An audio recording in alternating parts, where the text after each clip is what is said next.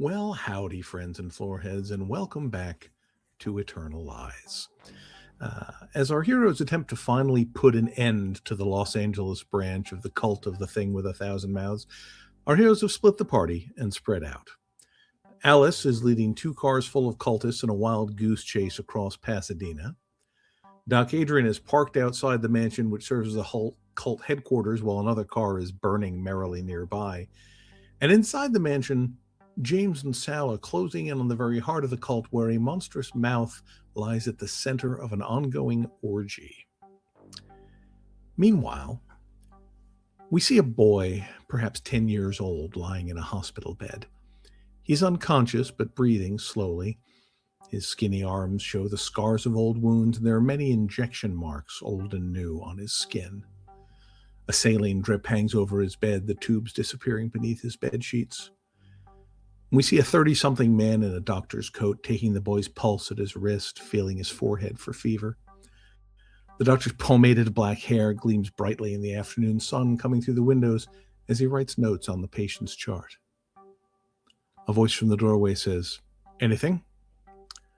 "No change yet," the doctor says, looking up as he finishes his notes. "But we've only just begun the treatment regimen you recommended.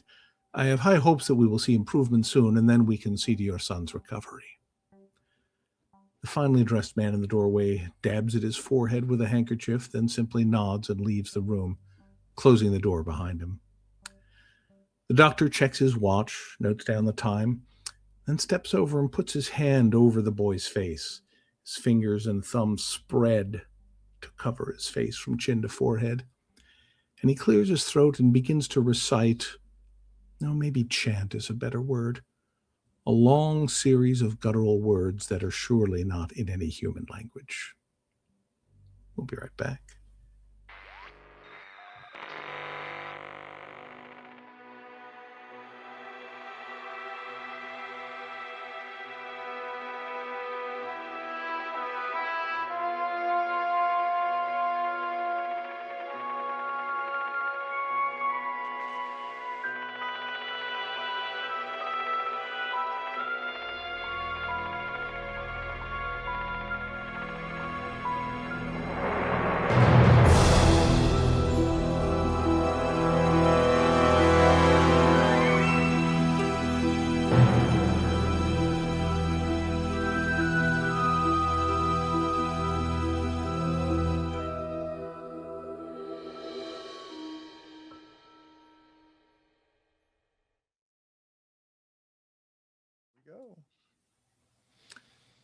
And we're back.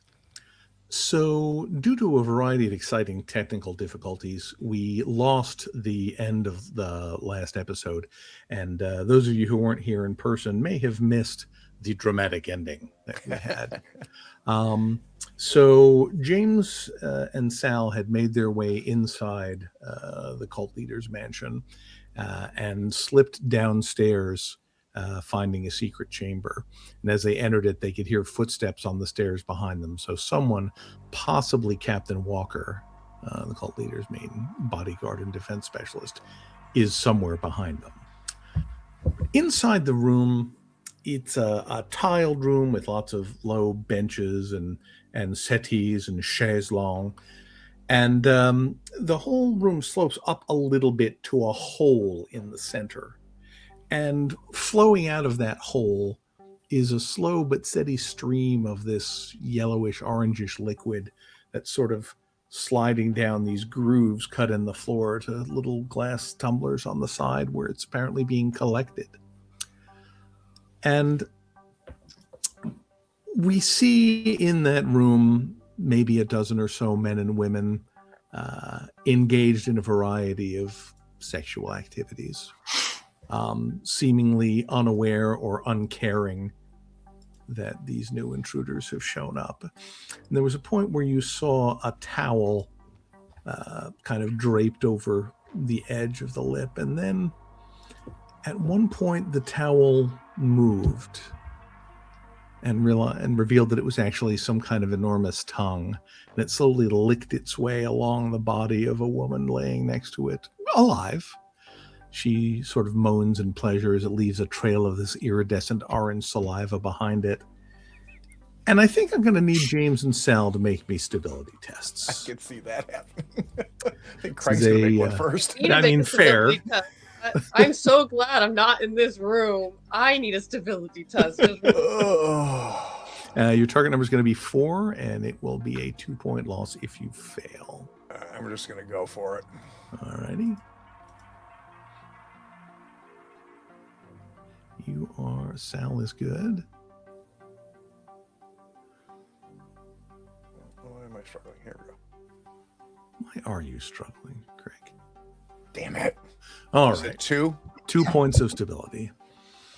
It would probably be worse, except you were kind of expecting something like this. Yeah, what you want to do? I'm going to look to you, Sal, because I'm a little bit more frazzled by this, obviously, than you are. I'm stepping back a little bit, and do we get everybody out? I don't know that they'll follow our instructions. Sal is looking around the room to see what is there, especially something flammable. I mean, there are some actual towels and stuff in here. There is a lot of, cloth on the various bits of furniture. Alcohol? Any sort of drinking alcohol, or you don't see any here. I recall somebody brought a selection of cocktails with them. Oh, that is correct. Yes. So there's not anything here, but you've brought your own. And unfortunately for you, Sal, I am visibly frozen. I think that I think you immediately know that like I'm not acting first here. I'm just stunned. Yeah, James is a little shook. Yeah. Sal is going to just take a second to retrieve Molotov. Mm-hmm. He's going to step up to the side of the lip where the towel is not across from the right. towel, so it'll have to flip, Mm-hmm. and then light and drop the Molotov down the hole. Okay. And I'm visualizing this as a, Sal is probably not looking. It's just kind of light, drop. Mm-hmm. Fire in the hole. Yeah. Fair enough. All right. I think as you do that, I mean, it doesn't sound like it falls that far, but it lands on something. It doesn't like land on stone or brick or anything like that.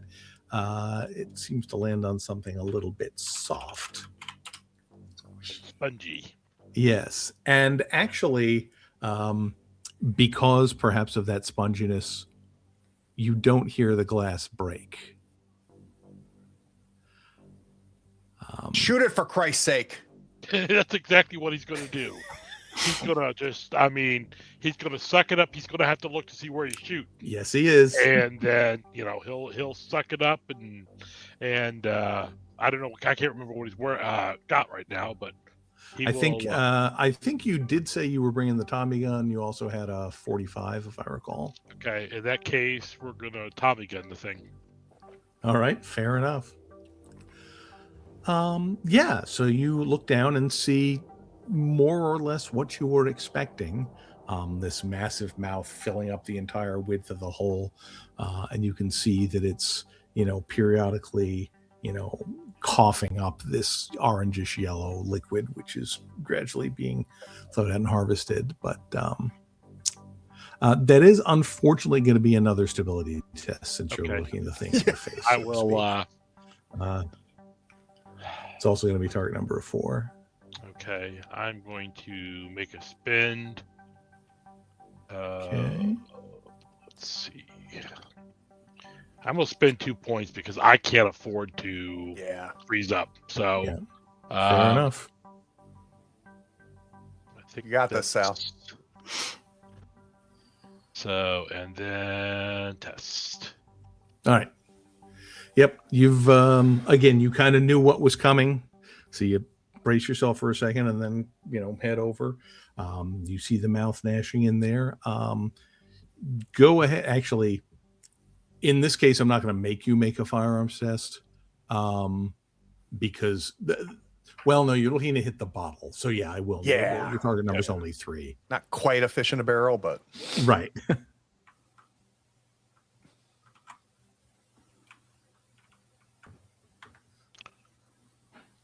go ahead and make a spend of 1 and go ahead and test.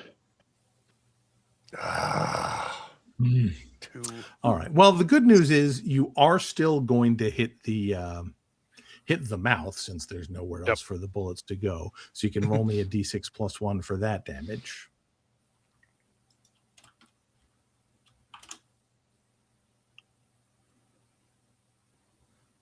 Let's see here.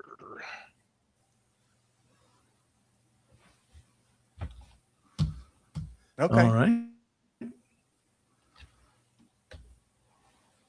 All right. Yeah. So the bullets go thudding into this thing, and it lets out this sort of. But sadly, you have not lit the, or you have not broken the Molotov bottle yet. You can I'm still okay with see it the wick sliding down burning his a little gullet too. Sure. At some Yeah, point, it'll fill. there are eventually it will go. Yes. And let's see. Is there any Craig, are reaction you- to the Hmm? firing of the gun, Brian, by the Orgius? I'm no, those I mean, I won't say no. I mean, you see a couple of them do a flinch because it's very loud in the Right. stone echoey room, but none of them stop what they're doing. I think the woman who was laying at kind of the lip of the well kind of reaches up and, wraps her arms around Sal's calf and just like, no, baby, don't make noise. And is trying to sort of pull you down, not hard, not like a grapple Right. check, but just sort of drawing you gently in that direction. James, I think the noise of the gunfire kind of snaps you out of your little fugue state. What would you like to do? So my immediately like, all right, Sal's on the well. Mhm. I can't help myself. I've got to try to get people out of here. And I'm like immediately like triaging, seeing all of these people. And then Mhm. she grabs onto Sal and she becomes my target. So Okay. I want to run over to her and just kind of try to pick her up and get her up on her feet and kind of push her like out of the room. And I'm just yelling like get the hell out of here. The whole place is coming down. You like leave, go, and just frenetic. Okay. Tell you what, just to give me an idea of how this presents, I think we're going to need some kind of a skill roll there. I could see it being, intimidation could work. It's probably your best bet in terms of the skills you have. Yeah. How many points do I need to spend to get people moving? Oh, I mean, if you want to spend a point, that'll do it. I mean, I was going to. Okay, I will go ahead and spend a point then. All right, cool. Because that's an investigative skill. So yeah, and I think as you do that, the woman you pick up, and she provides no resistance. It's kind of like moving a rag doll or a very drunk person. It takes a minute for her to even get her feet under her as you pull her up. And everybody here they're responding, but slowly. They're kind of looking up and looking around and starting to get up, but none of them are showing any real sense of urgency. I'm going to point my pistol like in the back top corner of the ceiling. So hopefully far away that I'm not going to like do any real damage to the ceiling itself. And I'm going to fire my gun to try to just shock people. Okay. Again, they sort of, jump at the noise, and it does encourage them a little faster. You're not sure how fast they're capable of going. They're all clearly very high on something. Yeah, and Sal, A little busy here. Yep. And as you see these folks start shuffling towards the doorway, you sort of glance over, James, to see where they're going. And there is another figure in the doorway with a rifle out like this. And he's going to take a shot at Sal, although he's not going to be doing that well because he is trying to shoot through a crowd of people. So Unintentionally created cover.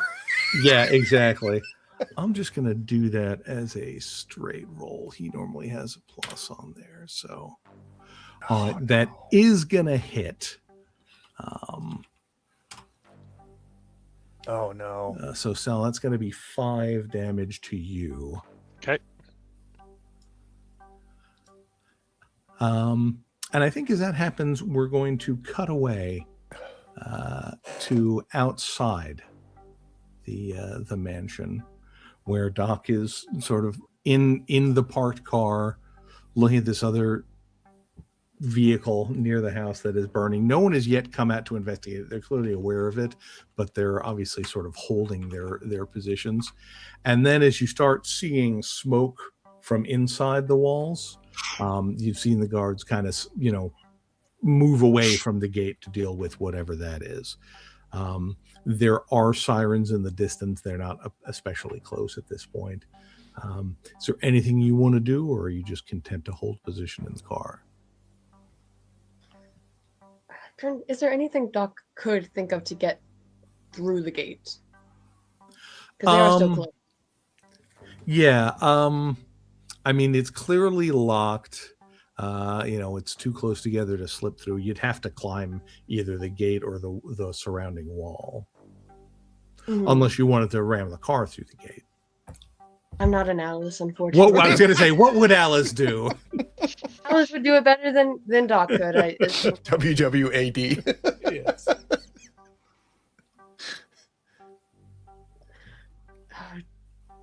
Right now, Doc does not feel comfortable leaving you two, especially when the first thing you did was throw another Molotov cocktail inside the premises. He does not feel comfortable leaving you two alone at the moment, but he doesn't really, he doesn't quite know what to do at the moment. We are not good unsupervised. This yeah. Okay, let's see. What can you do? Good doctor. Can you climb at all? I don't. Maybe you can. It's like an athlete. I also have your gun, so I can try to shoot if there's a lock. That's true. I remember we went through the whole discussion of, will you use this gun if I give it to you? Yep. Yeah, I'll use it. Yeah, totally, for the purpose you intended. Also, because if the guards are moving away and there's people that are in there, if this isn't unlocked and these people are stuck in there, if they start trying to get out. True. So Doc's goal at the moment essentially is to try to get at least some method of egress for the people inside and potentially for him to get inside. Okay. What does that look like? What kind of is it? I don't imagine there's automatic gates yet. Is it just like a? No, it's just a wrought iron, double gate with a lock in the middle. Mm-hmm. Doc's smarter than me, so I think he would be better at figuring out what to do, but I'm struggling a bit. I mean, honestly, it's very clearly designed, to keep people out at all costs. So unless you can pick the lock, or literally find something to smash through it doesn't look like there's a good solution to getting through. Can I use the point of preparedness to have something that could smash through it? Ooh. I mean, sure. You could certainly say that, in the car, you guys have a really big rock. There's just a really big rock we keep in case of emergencies. Well, no, I remember you guys went and got tire a lot of, I was going to say, probably a tire iron and like a little wedge that you might use for splitting firewood. Because I know you guys got a bunch of different tools. So yeah, you could probably find something to smash it with. What's a tire iron? Tire iron is like a metal cross-shaped bar. Fairly heavy. It's not as wieldly as something like a crowbar, but you can certainly hit things or people with it. It's used to take the bolts off a tire when you're changing the tire. And I think Doc would probably have a good enough understanding of physics to not just kind of ram it flail at it mindlessly, but we'll figure out how to find basically the fulcrum point to. Yeah, I think you can see, all right, there's this chain link here, and that doesn't have anywhere to go if I pivot it like this. Use the power of leverage. So yeah, I mean, with the spend of a preparedness point, I'm not going to make you roll anything for this. I think you can force the gate open. As you look inside, you can see that the fire seems to be going on at the carriage house, the kind of front little mini building. There, and there's maybe 3 or 4 guys over there, putting, doing their best to put it out, but it's not a very organized or very large response yet. They do not seem to be paying any attention to the gate at the moment. Okay. And Brian, just as a recollection, that's the fire that we started, right? Correct. Yeah, you threw a Molotov into that building on your way in. There's a new fire, actually, since you went inside. Don't know where it came from. Okay, can Doc just try to sneak in? He's not going into the house, but he's going to basically try to get past the gate and... Okay, get towards the house? Get towards the house. He's like, he's going to respect that they don't want him inside the house yet, but... There's only so much unsupervised these two idiots can be. Yeah, so I'm going sure. to basically trying to hide somewhere around. Yeah, there's like a little fountain with some hedges Yeah. around it in the middle, so you can certainly stash yourself in there. Yeah, around there. Okay, sounds good. A bit of closer surveillance. Right. And then we go to Alice, who is off in the park. She has just made her way to her 3rd phone booth of the night? Second, I think. Second, that's right. We only started early. So yeah, and you can see, I think, not with any detail, I think have deliberately chosen phone booths that are a little bit farther apart, but you can see a couple pairs of headlights, screeching up to the place where you left. And so I assume you make your second call. Yep. Okay. After probably about 2 rings, because they just got there in time, a hand picks up and a familiar voice just says, "What? Where are you?" Well, not standing there, evidently. You still want your book? You know I do. Yes. You cultists and your books. Savagery had an entire library. You know that? Where Had you ever seen it before? are you? We burnt that one down to the ground.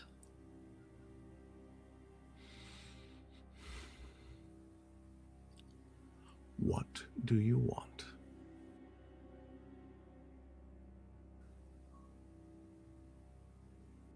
To watch you run. And then I list off the address of the second phone booth, and I say, "See you there in a couple of minutes." And I hang up. Yeah, and you hear him, growling at the far end as you hang up.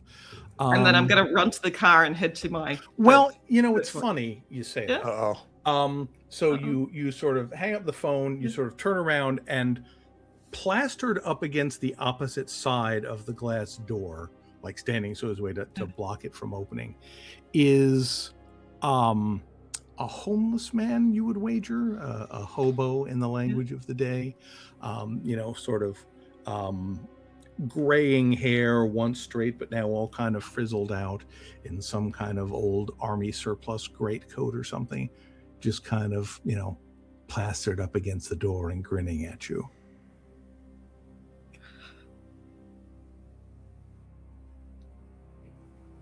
Alice is going to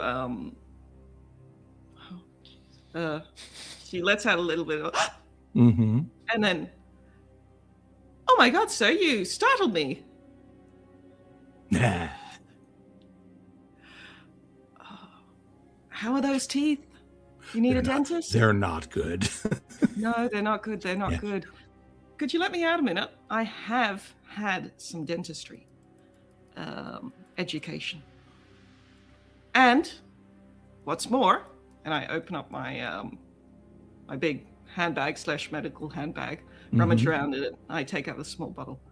I have the good stuff. Is that the small bottle of alcohol, nectar, morphine? alcohol, What are we yeah. talking about? Okay. Alcohol. Very, very strong medical alcohol. Yeah, he I mean, he kind of glances down at what you're saying, but it's not. You would kind of expect the eyes to sort of lock onto the bottle, and they don't. And he just kind of looks back up at you and says, "Frog's not going to help you. Frog's not going to help you." Well, then I won't help you, and I'm just gonna kick or launch myself to try and, open the door or break the door or something. Yeah, let me get an athletics roll from you. Can I spend a point? Is this a target? Yeah, thing? absolutely. So it's just target number 4. I'll spend 2 points. Okay. Adrenaline is a hell of a drug, but not quite enough. Oh, bless, what is going on? Right It's one of those things where you sort of you bash against the door, but it's the wrong place, and he's just gonna no, if you want him back, Frog's not gonna help you. And as he sort of grins and leers at you a little bit, and we see headlights moving in the distance. We're gonna cut back to James and Sal.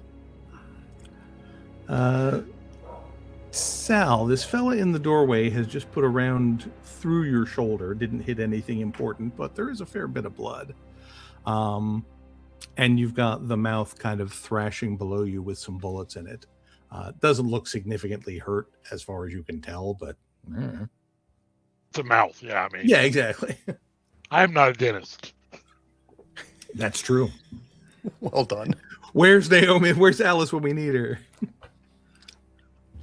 What would you like to do? There is kind of this, this sort of sea of slowly moving bodies. Yeah, I between think as a bullet went among them, they're starting to crouch or hunch or fall down, so it's a little bit clearer at the moment. They're not going anywhere, so against James's plan, but it does clear the view a little bit. In that case, I'm just going to open up on him. Sure, seems reasonable. I will go ahead and dump the rest of the stick mag. Okay. Be a +2 to my pool. You're correct. And I will spend 2 points from my pool. Nice. Alrighty. So, And what you can do, Chris, is you can do it right next to the gun. There's a place to add those points, so you don't have to do it in 2 steps. okay.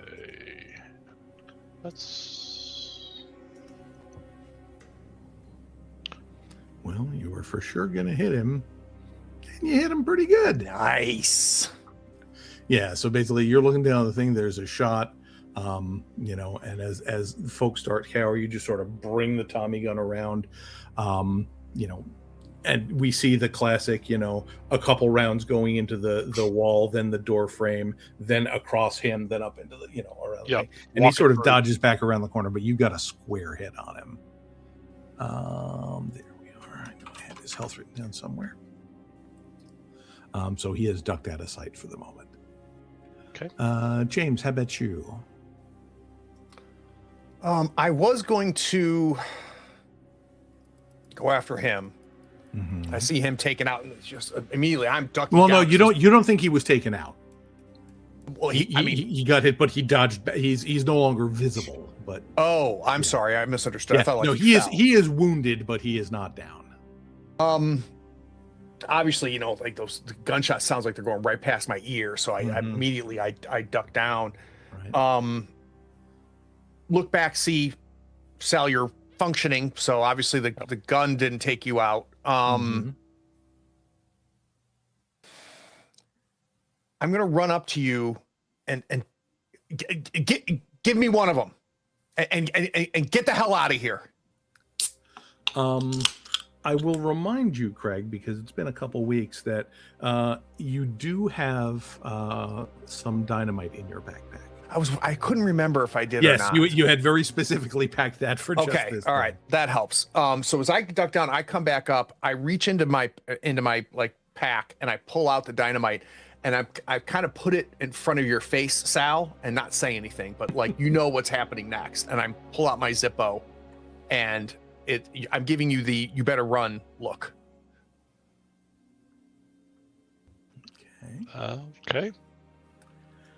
And as you do that, Craig, You feel like movement, like somebody's trying to, grab your leg, just like they were doing earlier from Sal. And it takes a moment for you to make the connection that it's not actually an arm or indeed a person that is wrapping itself around your leg, or trying to. Priority 1 is to light this dynamite and throw it. Yep, I got you. Versus trying to free myself. All right. Well, it is going to wrap around you. Let me just check one thing real quick. All right, that's that. Sorry, too many windows going on here. So yeah, this thing, wraps around your leg, this tongue, and just kind of squeezes. Oh, and you on. feel the bones. You feel your kneecap shattering as this thing grabs you. You still up? Is that 8 damage? That is 8 damage. Yeah, I'm down to 4. Okay. See, you're fine. As long as you're in positive numbers, you're all good. Yeah, and I fall, obviously. Yeah. I generally need 2 knees to stand. Yeah. And it's as I fall down to 1 knee, it's the thing's wrapped around my left leg. It's trying to light this damn thing and just chuck it. Yep. Normally I would not even want to roll for this, but just because this thing is starting to try and drag you, Understood. I just want a TN3 athletics roll.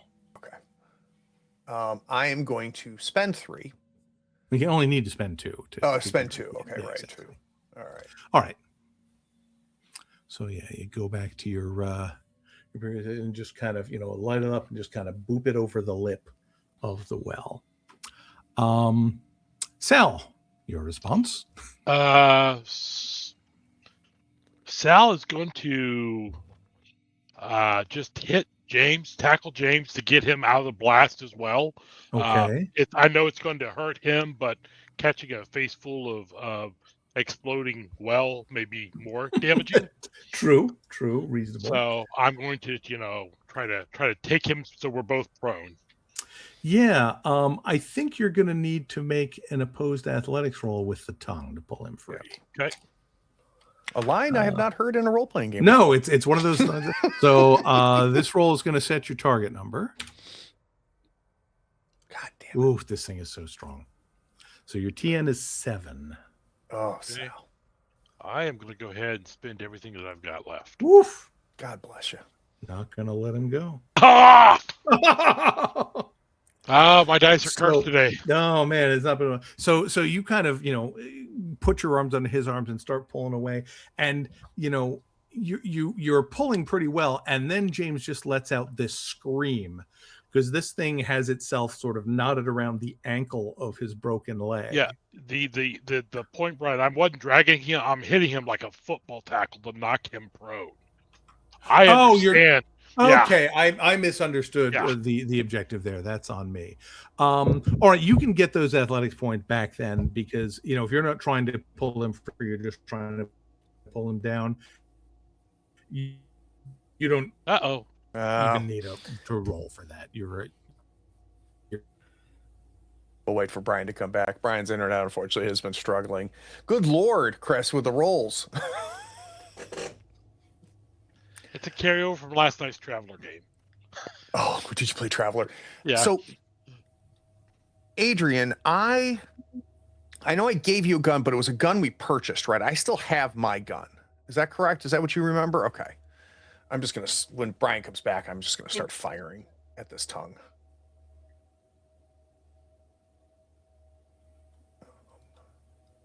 We need things. There you are. Oh, 1 point of right, damage. we can see. Oh, here we go. Okay, we got you. Okay, so I don't know what of that you caught, but just that he tackled. He put me outside of the blast, and then we lost you. Yep. All right. So there is some movement from outside the door. There's no more gunfire. You don't know what's going on out there. The tongue looks like it wants to drag James up and into the well, but with Sal on there, I don't think he's going to be able to do that. So I said, so it's just going to keep squeezing James's leg. Fantastic. It did 1 point of damage. Got it. Okay. So you can feel, it's like trying to pull that part off now that there's a weak spot in the middle. It's extraordinarily painful.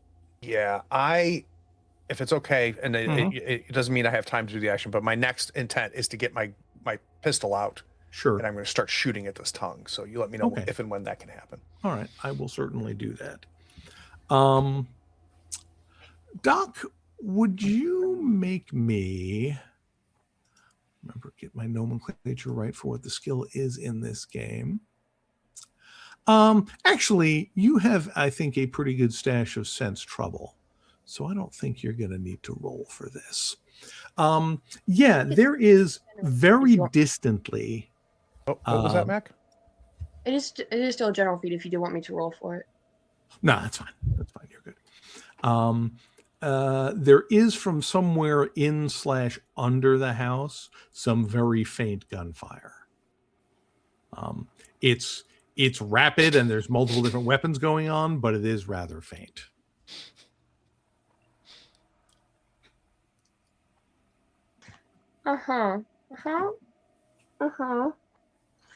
Is it muffled enough that the guards who have gone to figure out how to put out the fire won't They hear it? do not seem as though they have. If they've heard it, they're not reacting to it. Okay.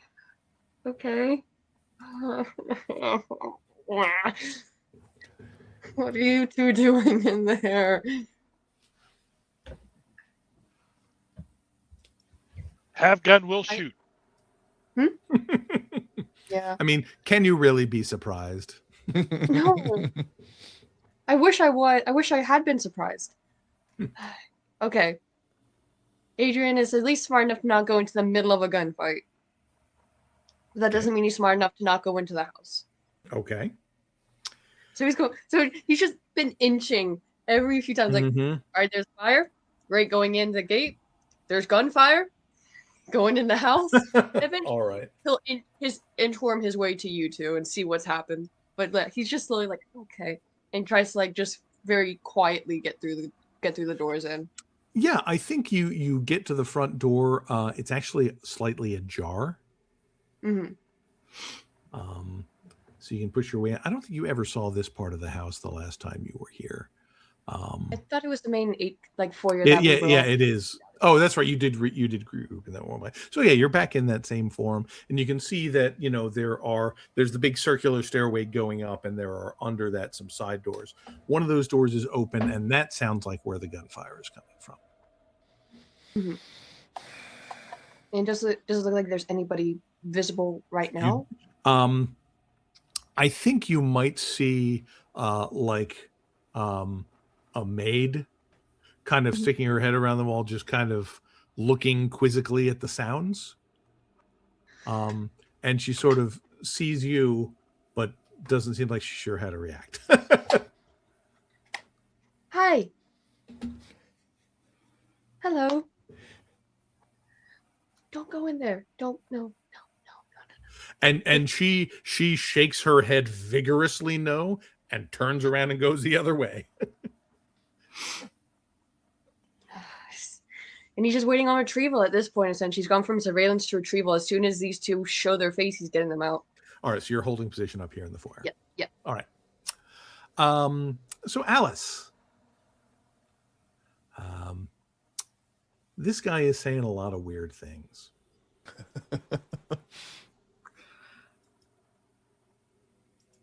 I think Alice is going to say, Frog, are they your friends?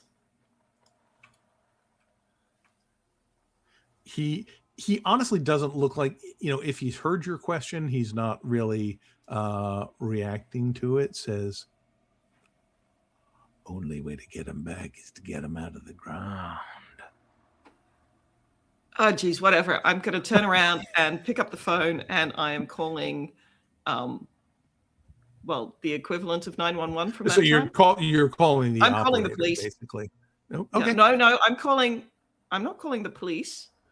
I'm calling, if that's an option, the fire Sure. department. Fire department? Sure. Fire department. I mean, honestly, I think at this point, anything like that is you just call the operator and say, "I need." Okay, I'm calling the operator. Okay, all right. So you're doing that. And I think as you do that, you can see, because you know where the other phone booth was, and you see, one set of headlights kind of getting on the road to follow along to where you are, and the other one kind of turns off and goes somewhere else. Okay. So I'm just like, whatever, Frog, turning around and dialing the operator. All right. Pasadena Fire. Fine. I need help. I need help right now. And I say the address. There's a pyromaniac out here. I need help right now. Can you get the police as well? Sure. We'll give him a call and we'll be right out there. You just stay safe. Thank you. Okay. And then let me see. I hang up and I'll. Mm-hmm. Do I call anybody else? Did you give the address of the house where we are? No. I gave where I am. Ah, got it. She needs to get out of this phone booth. Yeah. So I think I'm going to call the police as well. So okay. Operator. It sounded like the firemen were going to. Oh, okay. Turning around and looking around. Code. They're hard to break. Yeah, and this is like very old. This is like a wooden phone booth. Mm-hmm. Yeah. So it's walls. Frog, if they're not your friends, I can definitely. Well, they're not exactly mine either, but I don't think they'll be nice to either of us. You think he can hear you? You think he's listening? He doesn't give a shit. Oh, jeez. Okay. And I'm gonna start. Open my bag and I'm checking what I've got on me. I'm like, no. What did I don't have a gun. I'm pretty sure I don't have a gun. I know you had a gun at one point, but I don't know. But there's not one on your sheet. No. Yeah, that was Sal's rifle. Right, that was a borrow. Yeah. So that said, you've got some points in preparedness, so you might have brought virtually anything with you. Yeah, what would I have brought? Did I bring any of what? I mean, I know we don't have Tramel's Testament with us because that's in Chicago, but we did have some kind of magical stuff with us, or cultish. Most of it, I think you guys have either stored away or burned. But what are you thinking you might have brought? I'm thinking that I may have brought. Did we take anything from Savitry or something? I'm hoping that I have some kind of semi-valuable book that Brooks might. Tramel might be interested in. Okay. No. Took a lot of notes before we burnt down the library. Yeah. And if you want, you can say that you asked Doc to hand you some of the notes that he keeps on it. Okay. Yeah, I think also, if I remember correctly, Sal might have taken a book or two from there that he thought were relevant. So, we can say you have Doc's notes, or you have. I'd say for 1 point you'll have a copy of the notes. For 2 points you'll have an actual book from Savitry's library that we thought was. I'd say I'll spend 2 points of preparedness to have those both. Okay. And then I think I'll no doubt have a pair of scissors. Sure.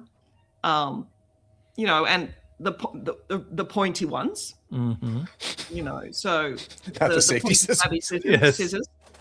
And then I'm just I've got I'll have the notes in the book in one hand. I'll put my bag underneath my arm, and I've just got the scissors. And I look at Frog and I said, "Well, I hope you're ready for them." And he's just laughing. Right. So we cut back to the downstairs room. Sal, I'm assuming you put a pretty short fuse on this dynamite. Yeah. Or whoever prepped it. Yeah, I did. Okay. So I think at around this point, there's an enormous explosion scant feet away. I was just looking this up and then other things happened. Tell me about dynamite.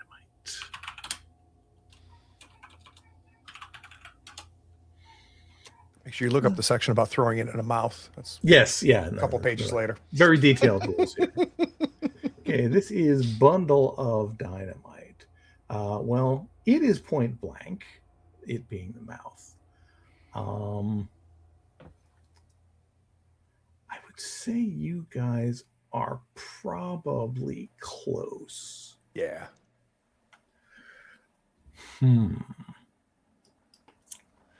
So I think what I'll do, well, first, let me roll the damage that the mouth takes.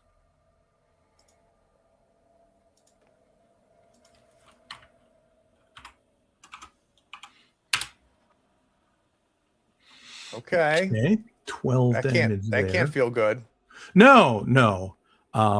I would say you hear it roaring, but there's enough other noise and shit going on that you're not hearing anything at the moment. Where did you go? There you are. Yeah, that hurt it pretty badly. And then for you guys, what I'd like you to do is each make me an athletics roll to see how well you've got, cover from this blast. Because the good news is, it being in a well, it is kind of mostly channeled upward, but there is going to be a lot of shit falling down. All right, I'm going to spend 2 points. Okay. And you said Sal has all his points back from that because he was just tackling rather than getting The them athletic out. points, yeah, for sure. I will spend 2 points as well. Okay. God damn, Sal. Jesus. You are having a rough day. Oh. All right. Let's see here. So I think, honestly, from what you've been saying so far, I'm inclined to say that Sal is literally shielding James with his body when this goes off. That makes sense. You've got that going on. So I'm going to roll it like... Does 12 points of damage loosen a tongue by chance? Yeah, I think it does pull back in that moment. Sal, you are, however, lucky from my perspective, you take 2 damage. Because I think what happens is a couple pieces like fall down and they do the classics, like they land like this over you and don't quite hit you. So you're only taking 2 damage. So could have been a lot worse. Yes. There are panic screams from everywhere around you as various naked men and women get hit by debris. James, what do you have in mind as your? It kind of you depends hear the on. explosion, feel it, but Yeah. You mentioned, the roar of this beast. I feel the tongue retreat. mm-hmm. Am I hearing silence or seeing mouth guts hit the ceiling, or like I want to get a sense of whether we have. No, done the you think deed. it's still alive down there. So I'm gonna try to push myself, probably like push myself out from under you more than push you off of me, I think. Mhm. And like as I slide out from under you, I'm gonna grab the nape of the front of your neck and pull you close and say, "Get out of here now!" And you see me reaching for another stick of dynamite.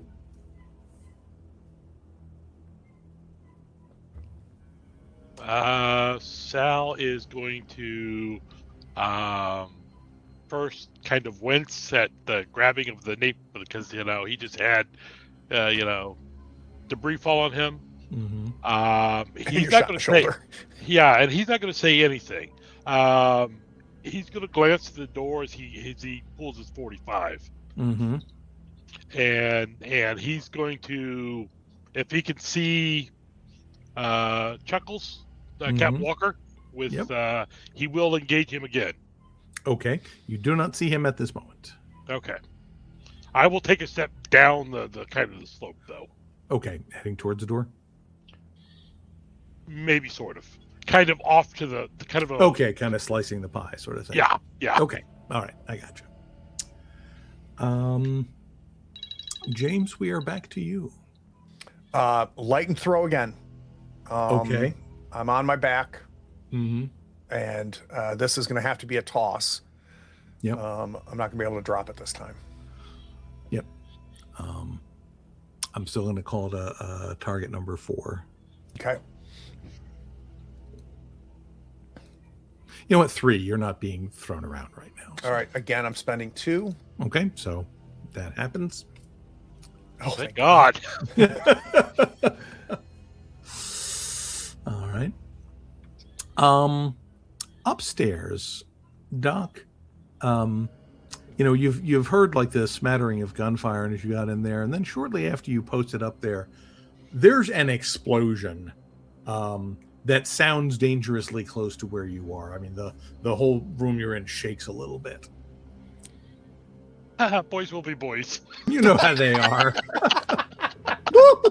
crazy kids. Oh, the crazy kids. All right. Holding position in the lobby then.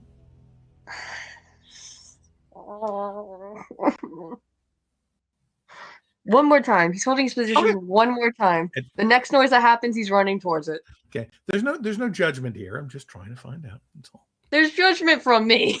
Okay. Well, fine. And then we cut back over to the park. And basically, so you're waiting for them to show up at this point? I'm waiting for whoever's coming. I'm going to get there first. Yep. Yep.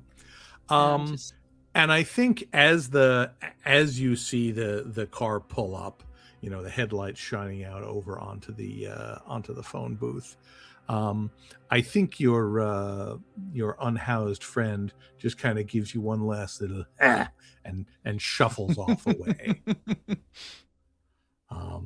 You can hear the car doors opening. Do you want to try and make a break for it before they get here?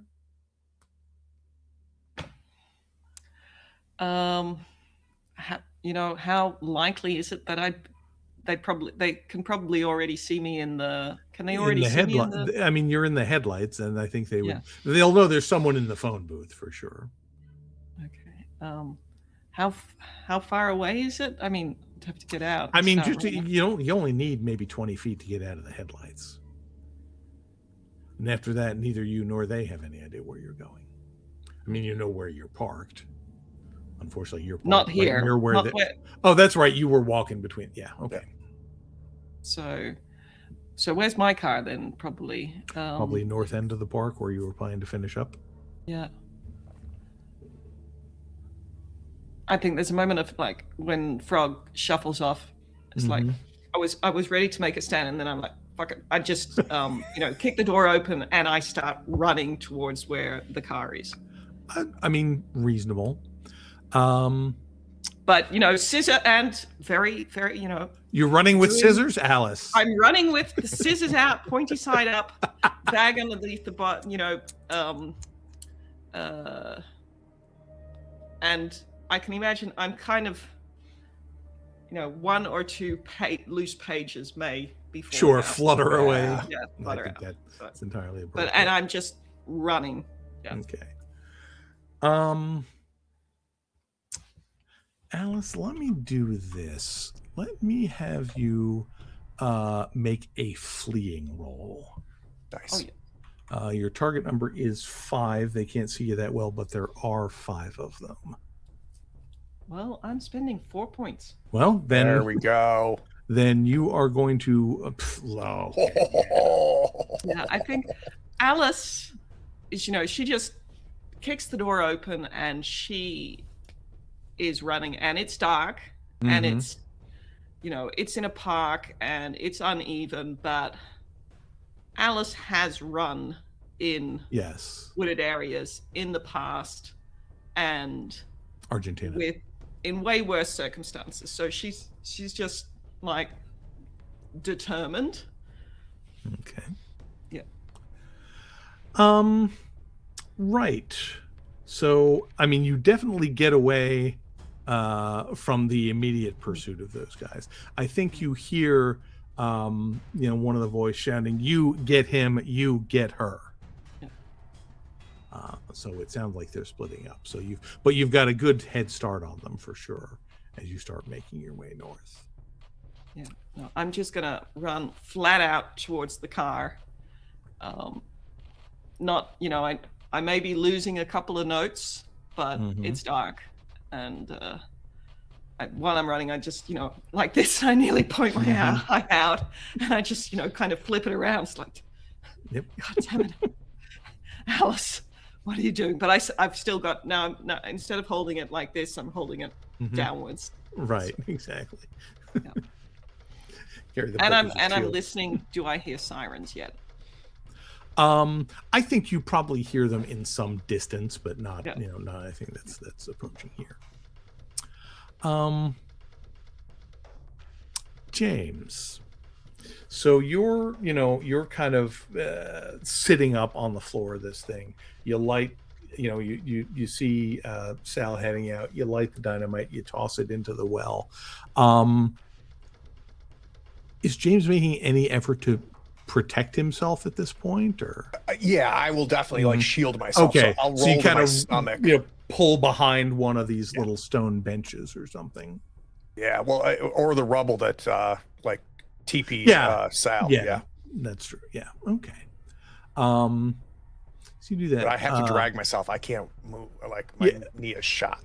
Yeah, I mean you've got one leg you can push with, and the rest of the pole. But yeah, you're going to get yourself behind some semblance of cover. Sal, you get kind of opposite the door, kind of to one side, and you see just a little bit of whoever this rifleman is on the other side, kind of posted up right against the wall. Okay. Is he looking away from the door, as in? No, he is looking at the door as though he's waiting for somebody to come through. Well, he's going to catch my pistol then coming through, just enough to shoot him. Fair enough. I've got the advantage here. I've got a pistol. He's got a rifle to bring around. So, all right. Come on, Sal. I believe we'd be in point blank range for this. Yeah, let's say you got right up to the door. Okay. I will spend 2 points. Okay. And then Numbers 4. Here, that's not what I wanted to do. I need to do it on this page. Okay. So this is point blank range with the 45. And then 1, 2. Blank range. Go. Okay. That's a lot of points. That is a lot of points. Good. Yep. So you've got a fairly slim target to fire at, but you still put it in just the right place. You hit him somewhere center mass. He is going to fire back at you. He has also switched to a pistol. Okay. So. Oh, I need a bad roll here, Brian. Well, I'll see what I can do. This is the attack. Oh. And this is the damage. We said point blank. Oh God, what is that? That's still 4 damage. Yep. How you doing, Sal? I'm right at 0. All right. Time to remember how all of this stuff works. So I believe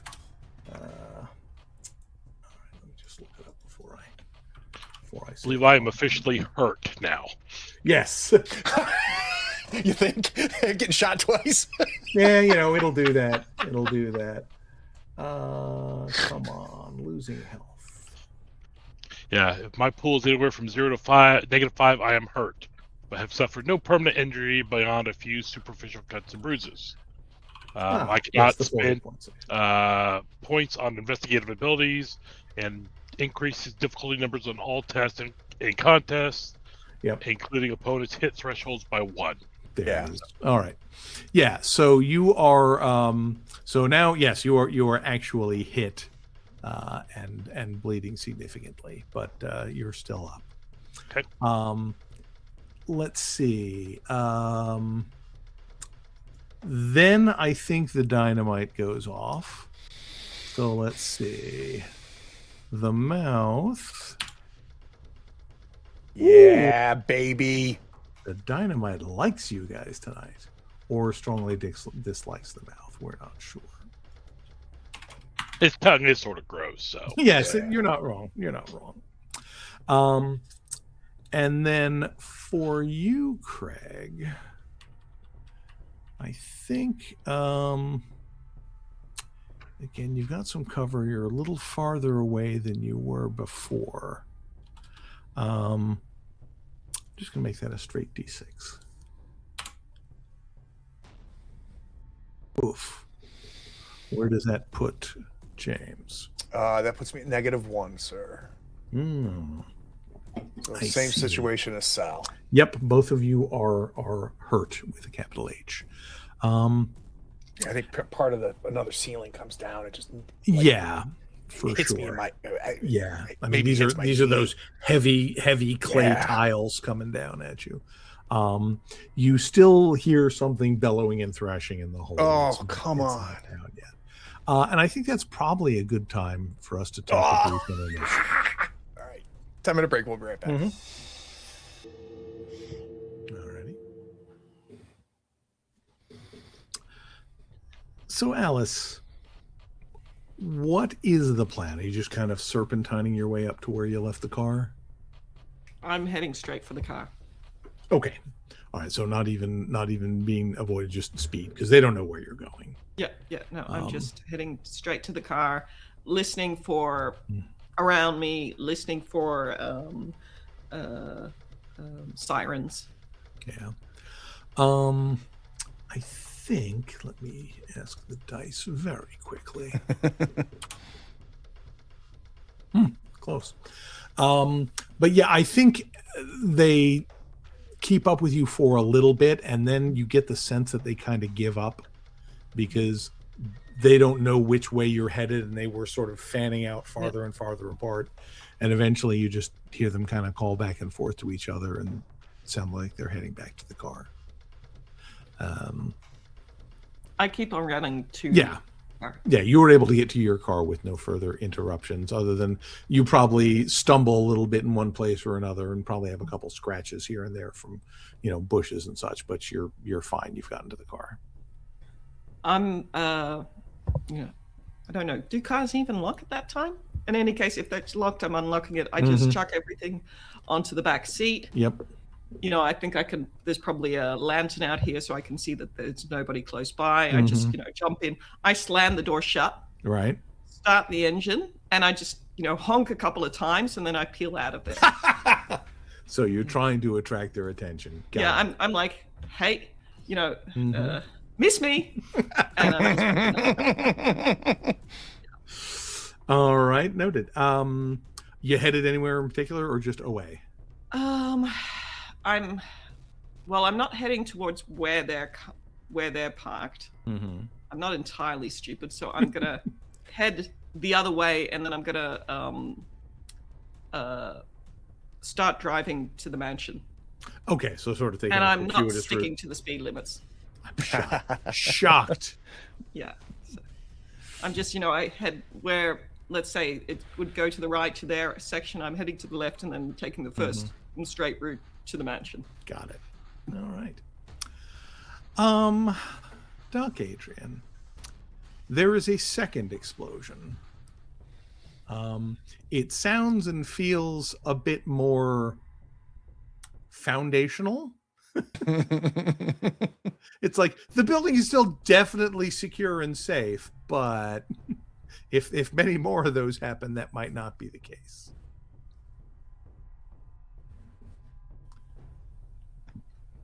At this point, have any of the people at any level remotely made it close to exiting this room? As far as like coming up the stairs, no, there's no sign of anybody.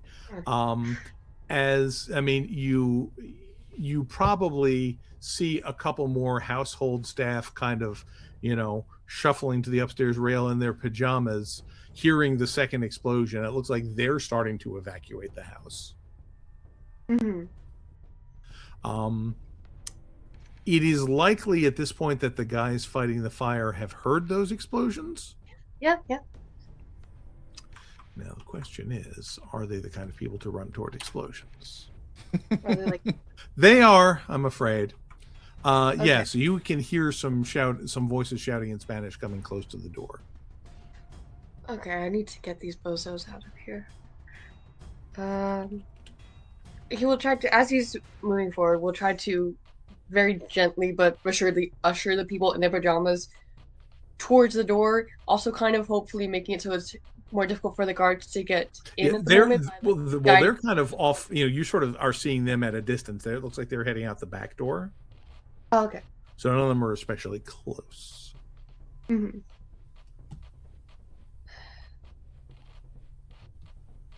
I don't know what to do. How far is the room where all the explosions are coming from? How far away is it from a back door or the front door? I mean, last time you didn't even know this stuff was down here. So, I mean, you've got however far away it is from the bottom of the stairs, then up the stairs, and then just a few feet to the front door. Back doors are rather farther away. Mm-hmm. There's like one in back by the kitchen, one over like by the greenhouse, but neither of those are especially close. Okay. I think Doc will then, just to get the guy's attention, essentially, doesn't know what's happening down there, but knows that if he walks in, that could just make it worse for everyone.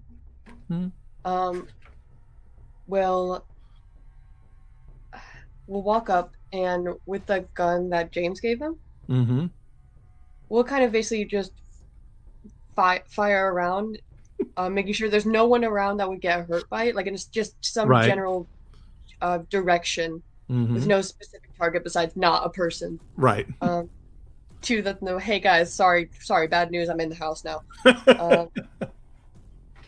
All right. Basically, trying to signal them we are running low on time. Okay. And we'll probably call for Sal. Okay. And you do also hear the voices that were approaching the front door kind of shout and scatter a little bit. So they definitely heard that shot as well. Sal, you've got to face off across this narrow gap of a doorway here. I think, honestly, odds are that, well, how about this? Because, I mean, there's just been a second explosion. And I don't know what the odds are when you've been firing guns up close that you're going to hear Adrian's shot from upstairs. Oh yeah, I mean, there's been explosions and everything else, so yeah, I probably won't be hearing much. Yeah, fair enough. So yeah, you've got this standoff with Walker. He also looks fairly wounded. Okay, I'm going to first, my hand goes to cover the wound, and feel the warm trickle of blood out. I'm going to close the distance and fire. Okay. Trying to get into melee so just range. Get right up on him. Okay, yep. Cool. All right, you can give me another point blank attack.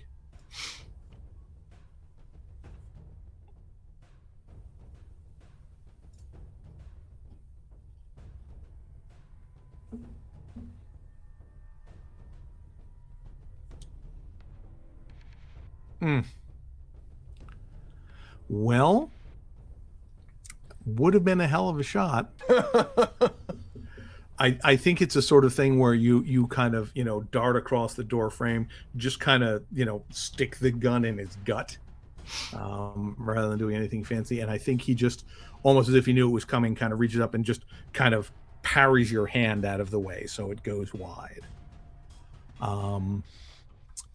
James, you have another handful of dynamite sticks in that bag. And this thing is definitely still making noises. Yes, it sounds like it's in immense pain. You ever heard anyone screaming through a mouthful of broken teeth? It's like that, but a lot bigger. Got it. Not since Thursday.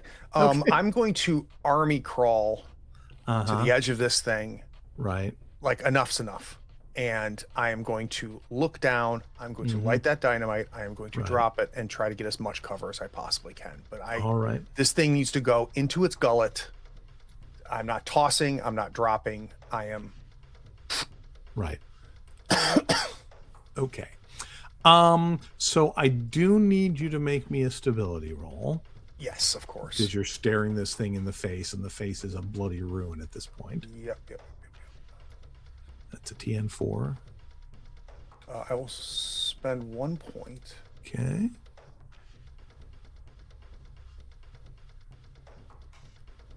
Excellent. What do I lose? Okay. You lose 2. All right. Down to 5. Dice are telling a story tonight. They sure are. That is for sure. Yeah. Hey, Hedgehog. Thanks for the follow. All right.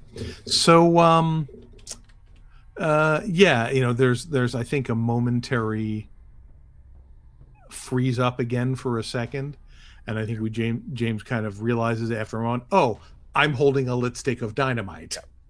Yep. And saying lots of bad words as I throw it. Right, exactly. Okay.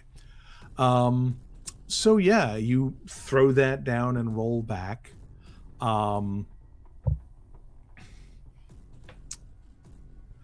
So mad as I'm rolling and I see Sal is still in this damn room. No, he's technically in the next room now. He is, all right. Yeah, exactly. Yeah, I think Walker is actually going to use the knife he's got in his other hand to try and take you out, Sal. Okay. Let's see, you're a 4 to hit, I believe. That's just a straight attack. Nope, you're able to block him in turn.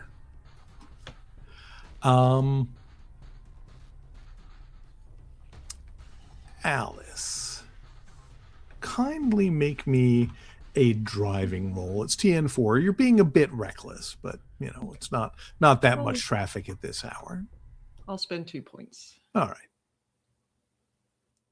Well, man, we have rolled some ones. There have been a lot of ones tonight. Holy Christmas. Yeah, so I think what happens is you're kind of, making your way, doing the big wing around to try and get to the thing. And I think like a milk truck that is kind of getting an early start on the day comes out across a cross section just at the right second, and you slam on the brakes and just kind of clip it. But, of course, these are massive old steel framed cars. So instead of crumpling, I think it just hits the thing, kind of spins around, and now you're kind of facing sideways in the middle of the road. You don't take any damage from it, but it's probably momentarily a little bit unsettling. Okay. Alice says a bad word, and then she's gonna. Did the car turn off, or is it still running? No, it's still running. The alignment's probably a little bit off. Okay. But, I'm like, she stops 1 minute, closes her eyes. Okay. What Puts the it back in hell? What are you doing, lady? It's a red light. I wind down the window. I said, sorry, gotta go, and just put it into reverse and drive around it. Okay.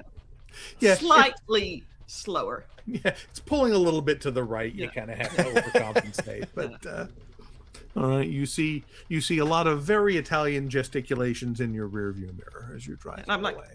yeah. And I'm like, oh, geez, I hope the other car's all right. Mm-hmm. How much was the deposit? Oh, well. Oh, you guys. Good thing you have a budget. All right. There's been no response to your shot and your shout, Doc. I mean, another explosion goes off down there, but I think you hear at least one more shot from in the basement as well.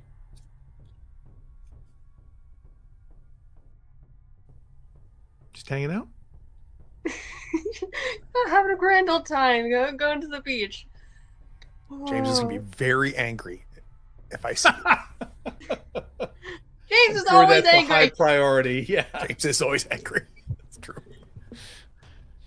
James Doc is is not virtually enough Sten. worth on destroying this mouth as opposed to you two getting out at this moment.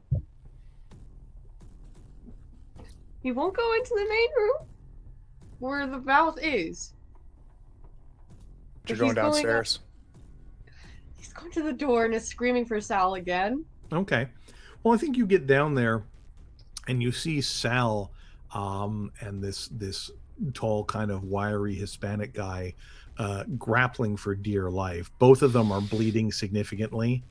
And, it looks like it's midway between turning from a gunfight into a knife fight. Mm-hmm. I think with the fact that it's turning into a knife fight, Adrian will slightly be yelling in hopes that it gives Sal the upper hand of getting Walker's attention. Okay. Making himself another target, unfortunately, but still, it's kind of like there's a second where he's not only focused on Sal. Sure. There's got to be dust everywhere. Oh, for sure. For sure. This place is falling apart. Oh my god. Yeah, exactly. Asbestos. I don't think they were even using asbestos to build back then. But anyway, we'll come to that. Sal, I think we're back to you from an initiative standpoint. Okay. I think you're aware now that the doc is here and shouting something. Yeah. He's going to be waving frantically from the top of the staircase that you're at. Sal is going to take his left hand, the one that's been kind of collecting blood, right, and he's going to flip it toward the guy's face and pull the trigger again. Okay, excellent. I like it. Give me a point blank shot. And I am out of points, so come on. Straight to the dice, guys. Come on, Doc will give you luck. Oh my god. Oh my god. How is that possible? I don't know. I could not. That's it. We're using my foundry next time. Oh, okay. Does me giving a distraction help in any way? It's not going to take the target number down to a 1, I'm afraid. So that shot goes loose. James, I think we needed to give you a little damage. Well, we need to give. Oh, that's right. Oh no, we need to. Sure. Some damage. Sure, we'll give it the damage first. I suppose that's fair. Okay. Although you did make an effort to aim this one particularly well. Where does that put us? Okay. Yeah, so it goes off. I think we should figure out what happens to you and then let you see if you want to check out what's going on with the thing. Oof. Oh, come on, Brian. Look, man, the Foundry is trying to say things. Yeah, that puts me at -6. So okay, do you have that handy? Seriously wounded. You must make a consciousness roll, which is just, I believe, just a TN4. And that will be. Do I just roll a die? Let me just check here. Let's see. Consciousness rolls. The absolute value of your current health pool is the target number. So if you're at -6, your target number is 6. Okay. You may strain yourself to remain conscious, voluntarily reducing your health pool by an amount of your choice. So basically, for each additional point of damage you take, you add 1 to your die roll. And the next threshold's at -10? -12.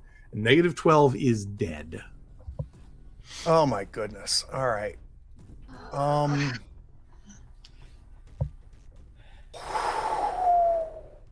think I'm gonna have to go unconscious. So, Okay. Well, make your roll. You could get a 6. Yeah, I could roll a 6, right? Or a 1, or a 3. Right. Exactly. So I think this explosion, more tiles going. You hear something bellowing from in the well, and then just something hits you square in the face, and you go black. Sal, I think probably out of your corner of the eye, you see this. I think you still got to be focused on Walker. So he's, so you're not seeing much of what's going on in there. Doc, you can see from your position at the top of the stairs that that James is kind of slumped over in the doorway.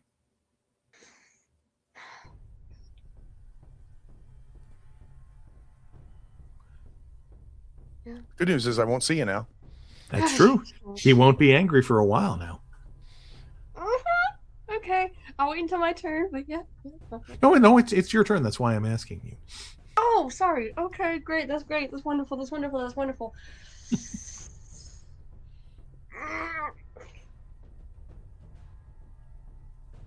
Okay. So poor not Doc. saying anything right now. What? I'm What's being that? so disciplined, not saying anything right now. You're very good. I'm very proud of myself. What are you trying not to say? I can't say. If James was conscious, he would have strong opinions. Care about his strong opinions. He's strongly unconscious. That's true. So Sal does not seem to be getting the best of this situation that he's in. I'm hoping the blood does something as far as getting to his eyes to... Doc may have to try and take a shot. All right. Your He's not target good at it. number is 4. I'm trying to decide if he takes a shot or just runs at Walker. Well, you tell me. Trying to think. I think if you were to, for example, roll a 1 on a gunshot, that might be bad, whereas running up and just failing an attack would be less bad. Yeah, shooting into a melee like that could mean Sal becomes a target. Yeah. I guess I'm just gonna try to sprint at Walker. Okay. Sword caning. So are you trying to hit him with something? Are you trying to tackle him? Are you just trying to get in his way? What's the plan? I'm trying to think because obviously Doc doesn't have much combative experience, so I don't think True. he'd have a full plan going in. Right. I mean, that's never stopped Doc before. Oh no. The situation is unfortunately too serious to bring out the umbrella. I think it's just gonna be kind of like has his elbow out, trying to like hold him by the neck, essentially. All right. Grapple. That sounds like a scuffling roll to me. Come on, Doc. Does he even have scuffling? He does. Okay, what's the Well, what's the target? let me set your target number because Walker is got a lot going on right now too. Yeah, baby. Okay, so let's put it this way: you're able to get your hand around him. Oh, finally, it works in our favor. Yes, exactly. Sometimes. See, my dice are random. Yeah. So I think he is going to try. I think he's going to try and stab Doc because he can't deal with two of you at once, and he feels, perhaps foolishly, that you will be the easier. I mean, I'm definitely easier to stab. Not when he rolls like that. The turns are tabling. He kind of lashes out with a knife, but you just sort of twist around behind him a little bit. Sal, that's going to drop your target number to 3 to hit this guy. What would it take? Because I see Doc there right now. Yep. And the way that I've been shooting tonight, what would it take? Can I draw my knife and strike with it? Absolutely. Yeah, Sal's going to drop the gun, go to his mafia knife, and just hit him from behind. All right. Got a Actually, target number side. 3 with your weapons check. Okay. Stabby. And fortunately, Sal is very, very, very good at weapons. Yes, he certainly is. I recall that. So I'm going to go ahead and spend. Let's do. Spin 2 would guarantee it. Yep, I'm going to spend 2 to guarantee a hit. And then let's do this. Ooh, 5 damage. Nice. 5 damage. I think.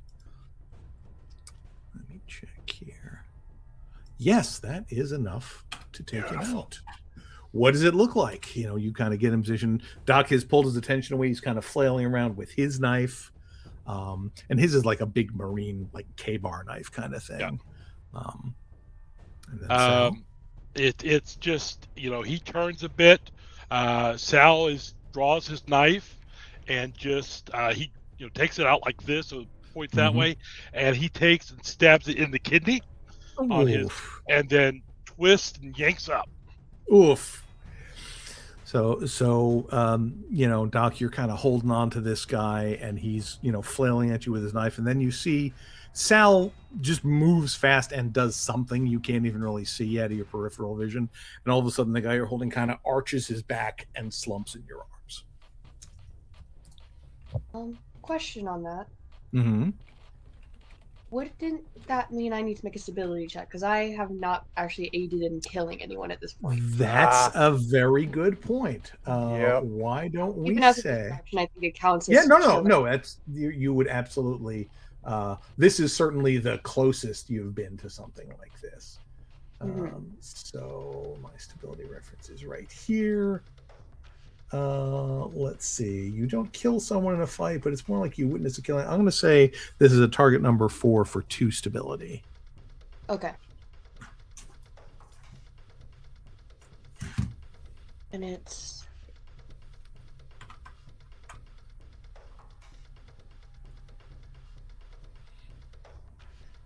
and you just do a straight roll for stability? Yes, you can spend stability, but you know, every point you spend, you lose in an effort It's to at the not lose more. bottom of your general skills at the bottom on the right. Oh, it's just the dice. Yeah, I forgot what button to click. Yeah. Not Right. quite. So, yeah, I think it's like you've seen these guys kill people in fights and that kind of thing, but it's like right up close. And I think there's something like when he arches back and turns, like his head falls to one side and his eyes are just kind of staring at you for a second. And I think that's what gets you. You sort of see the life go out of his eyes from inches away. Yeah. Doc is probably holding on to this now corpse. I think that holding on to it is maybe slightly his denial that it is in fact a corpse and it is not just an unconscious person. Right. If he doesn't look at their face, maybe the light didn't really go out.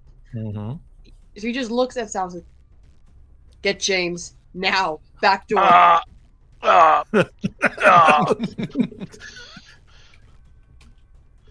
gonna need help. My guts are leaking out here. And yeah, Doc will have to realize that he has to put the body down. He does it a lot more gently than he imagines anyone else in the party might have done. Probably. Very gently, but then goes and runs and tries to... He's not very strong. He has to, like, drag James, essentially. Okay. Yeah, and I think you can see... Well, no, it's very dusty and smoky in that room. Don't worry about it. Yeah, so you're dragging James free. And are there any people? Any of the naked people in here anymore? You don't see any. Oh. Not in this room, anyway. You're in sort of a little, I think it was the wine cellar area that you guys were next to before the secret door into the actual orgy and room. you had no clue that there were any people in there, so he wouldn't think to check. Right, exactly. He would just be trying to help Sal get James, specifically through the back door, because you'll say that there are guards at the front. You do hear some muffled voices in Spanish from up at the top of the stairs.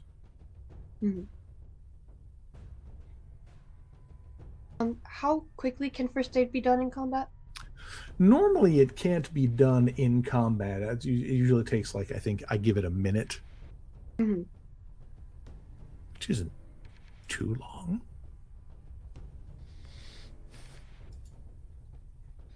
Hearing the voices, then he'll probably tell Sal to stay by James, and will be the one now that's at post at the bottom of the stairs. Okay.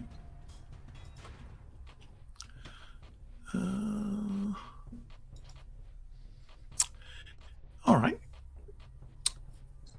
Alice, I think you do seem to have lost your pursuers. You think you were heading in another direction. I see that they didn't really, that they lost track of you quickly. So you sort of wobble back over towards where the mansion is. I think you see a fire truck and a couple police cars out front. They've put the car out and they're like getting hoses and hydrants together for whatever is going on inside.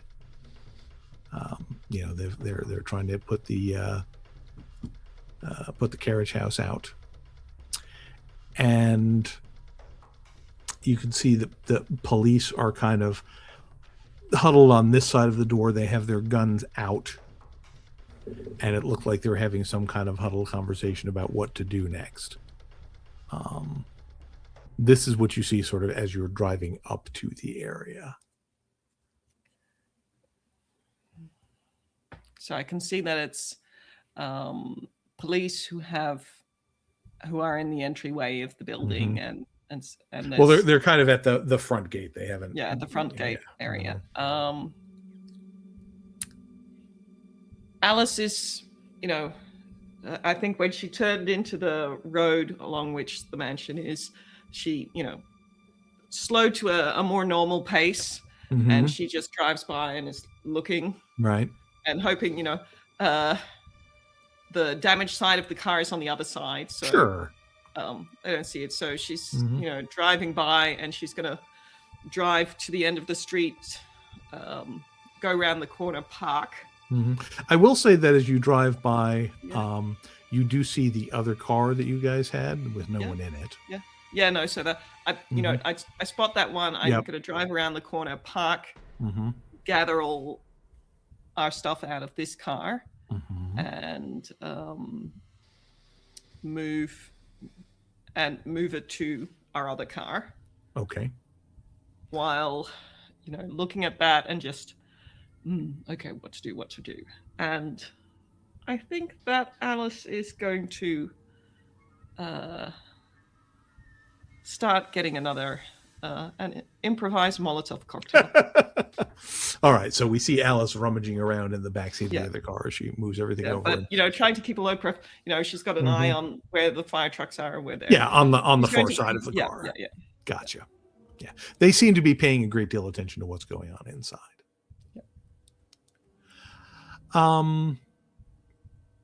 So Doc, at the base of the stairs, you can hear voices conversing in Spanish.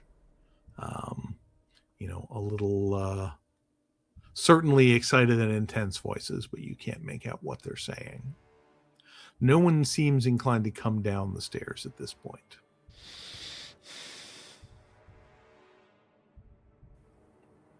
All right, then you might risk it and try to go do first aid on the unconscious James. Okay. That is a thing you can do. Let's see. When someone is seriously wounded, 2 first aid can stabilize him, but he's going to need to get to a hospital. Yeah. We're going to definitely stabilize him. I'm sorry that the first thing you're going to see is my face when you come back to consciousness. I will spend 2 of my first aid. Okay. So James is stable. I think, possibly vaguely conscious at this point, depending on what will be most entertaining for the scene. What about you, Sal?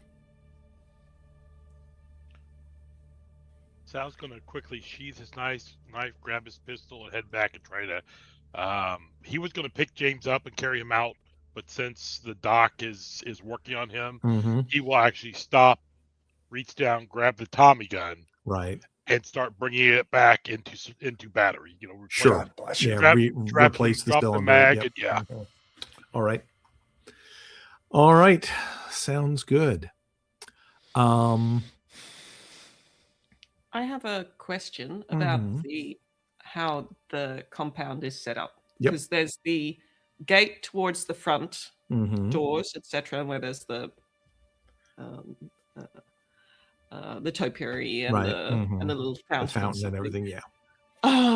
The others set fire to the coach house, so I'm assuming that's a bit further down, and there's another gate there or an entrance there.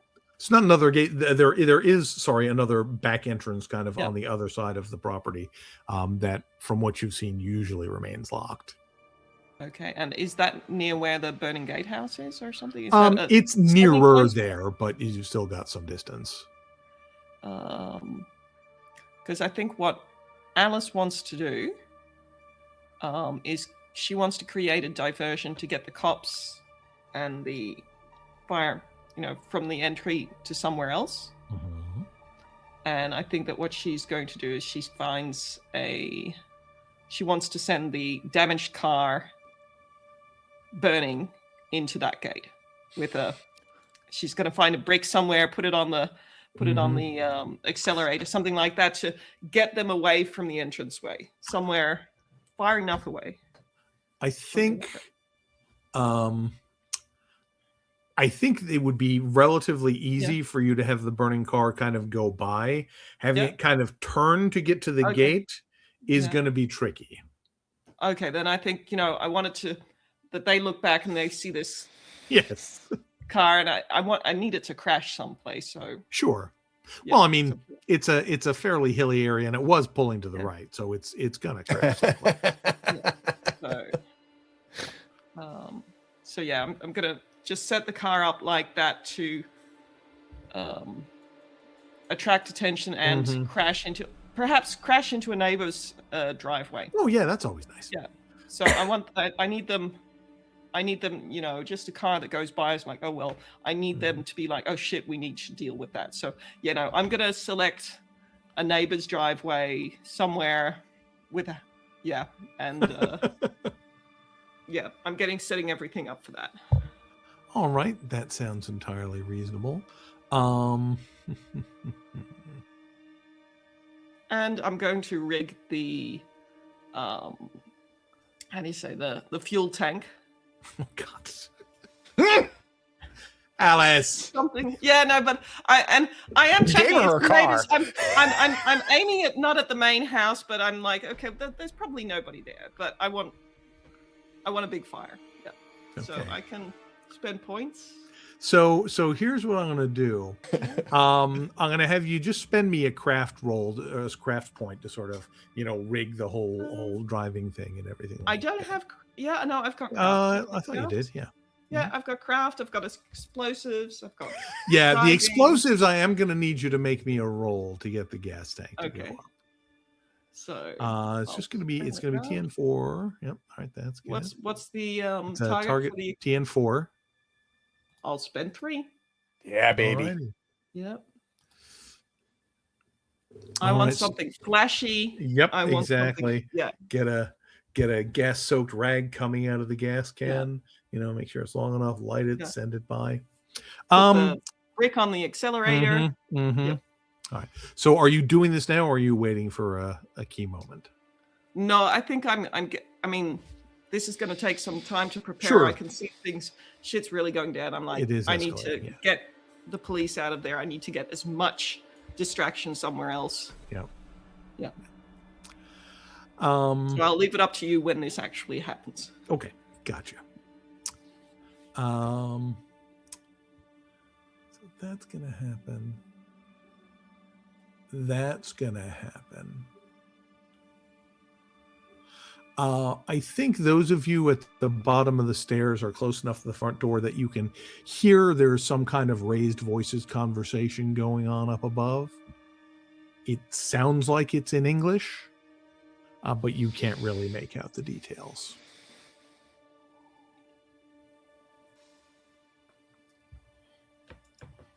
You've got the Tommy gun racked back up. You've got James in as good a physical situation as he's going to be for right now. What's the plan? Sal is going to take point. Mm-hmm. He steps, over Walker's body, looks left, looks right, and then glances back to Doc and said, "Did you see any naked people up there? Come down from here." The cultist, the What are you talking about? he's looking left to right to see if they went somewhere else. So I think as the dust is starting to clear or settle in the main room, I think you can see it's not especially well lit, but there's enough light coming in from this room that at least several of them are still in there. Okay. And they're not moving. Mm-hmm. And I think that's going to be a stability roll for Sal. Yeah. Just remember, it's my fault, Sal. Yeah, exactly. Okay. So target number 4, I think it's going to be 3 points if you fail. Ooh.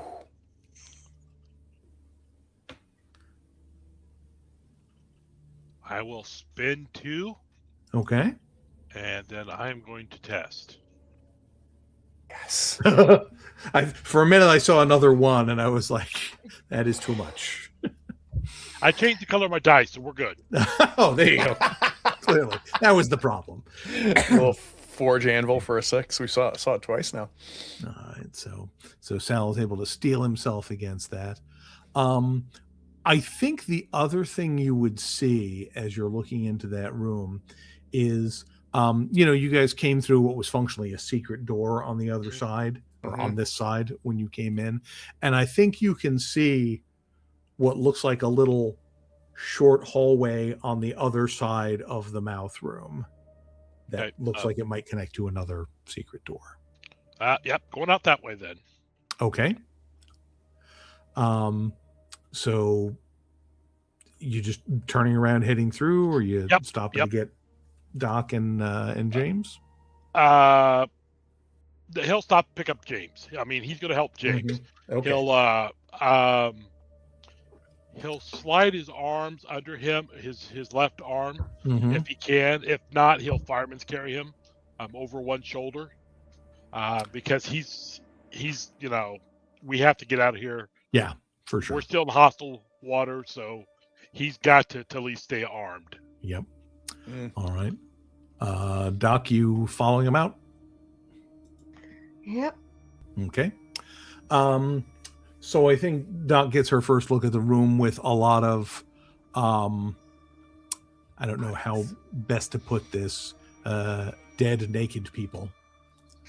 And a big kind of rough crater in the middle of the floor.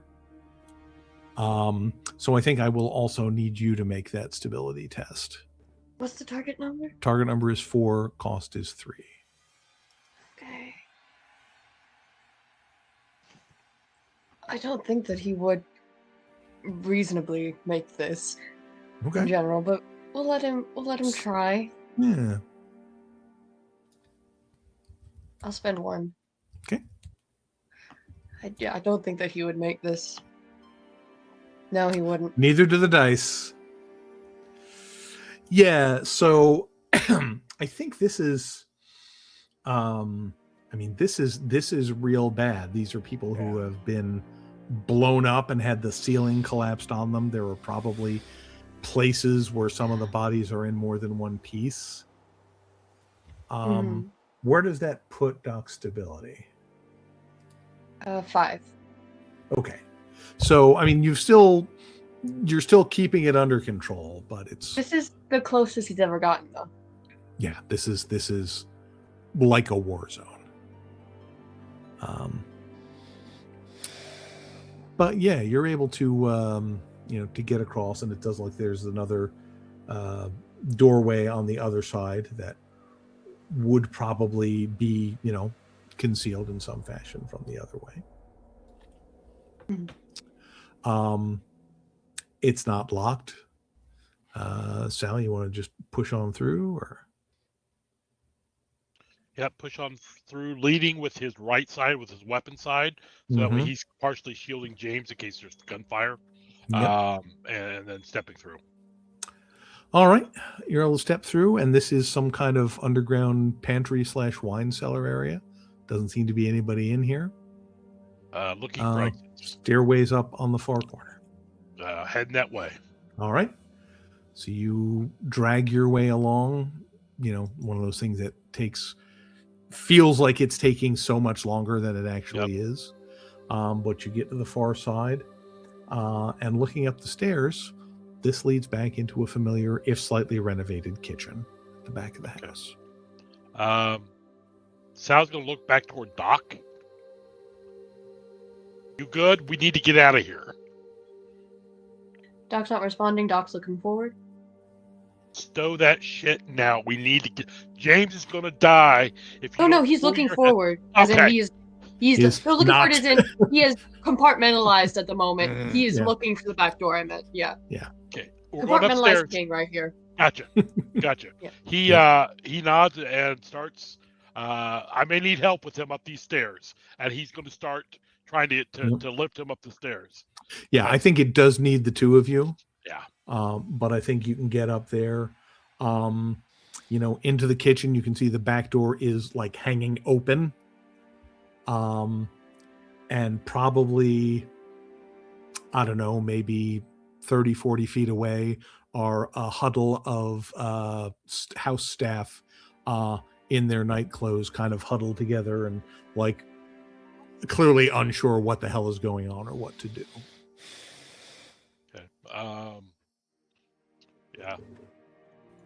Sal's just going to lead them back toward the back area.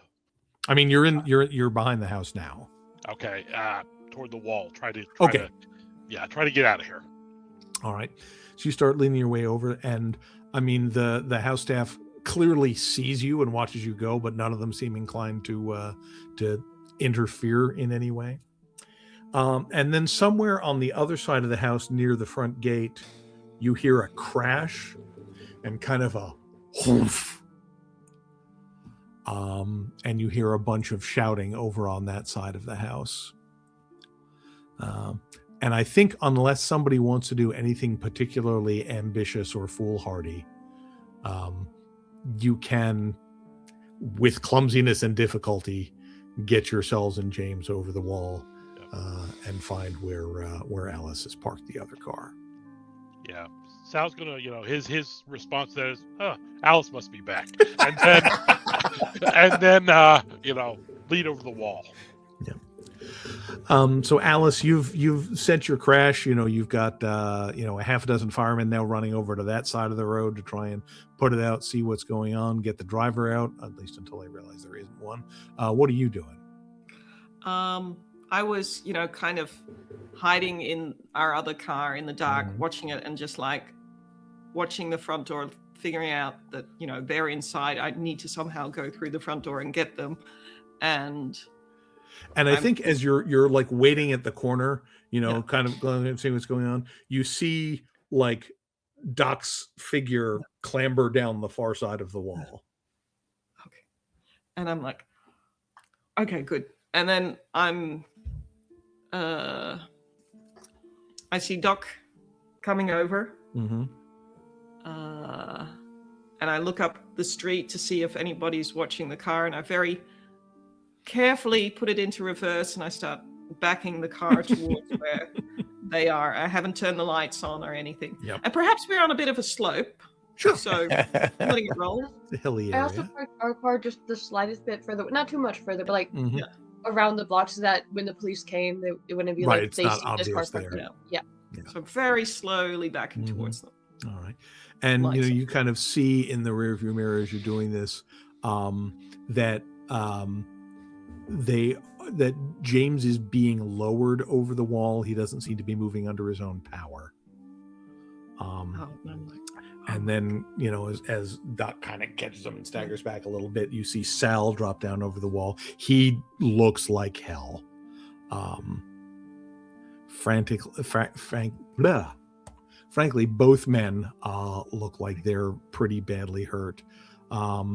Adrian seems to be physically okay, but you've kind of seen that that focused stare before. Okay. And I pull the car alongside. I open the passenger doors, open it, put it in park or the handbrake, come out to try and help them. And I'm like, I'm a nurse. I can see that they both, James and Sal, look pretty rough. You can see some sort of slapdash bandages, not in the sense of poorly done, but clearly in a hurry. On James. I'm looking up the street and I'm looking. Right. So we, I think we're actually, now that we've got you back, I think we're just about at the point where we're gonna call this an episode. We've got Sal driving. Probably Doc shotgun, and then Alice in the back tending to James as best she can. As you guys head away from this burning, half-exploded wreck of a building. Doc's instructing Sal to go towards Pasadena, not the Los Angeles hospital, but James needs a hospital. So go further away, go to Pasadena, go to Covina. Well, actually, you're in Pasadena now. So I thought it was I thought it was in Los Angeles, like the city proper. It's on the outskirts. Okay, then just basically whatever city he knows is closest to not being here, but close enough to get to. Yeah, honestly, you have a pretty good plan. So you head off into the night with a battered and shell-shocked group. And I think as you drive off, the last thing the camera sees is a homeless man with his kind of long, greasy black hair and his army surplus trench coat, just standing on a corner and watching the car go by. Just, and then we go to credits. All right, we'll be right back.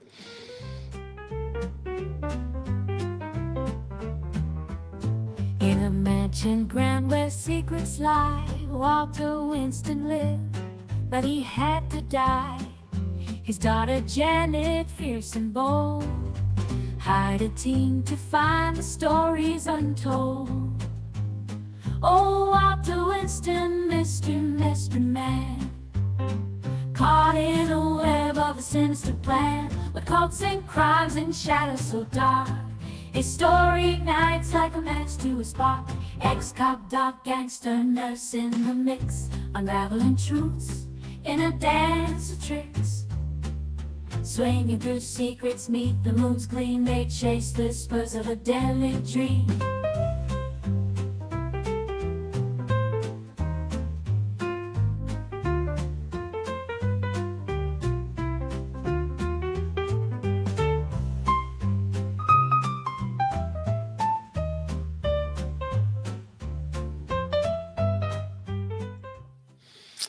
All right, we are back. All right. Well, technical difficulties made that a little more anticlimactic than we would have hoped, but despite Foundry's despite Foundry's best efforts to kill you all with your die rolls, Jesus Christ, you have managed to limp your way out. Let's get some of those old-fashioned thought stars and wishes, starting with, let's go, Chris. Thoughts. This could have went a lot better. True.